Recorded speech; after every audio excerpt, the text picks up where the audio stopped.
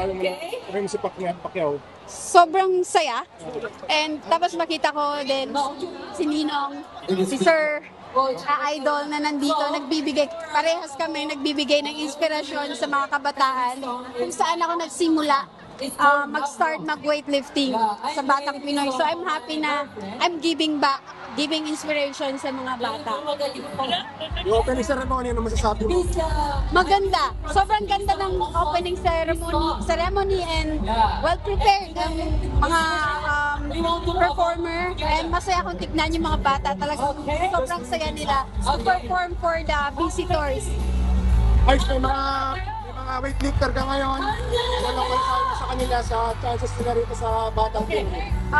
Sa mga athletes namin na maglalaro from Rizal Province and Halahala, do your best. Hindi naman namin tinitignan masyado yung resulta, pero alam namin ginawa niyo yung best sa training, so we know you will do your best in competition, and good luck. Kaya-kaya niyo yan.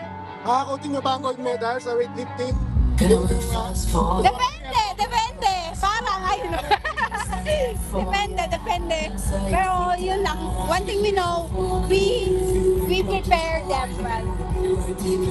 Thank you.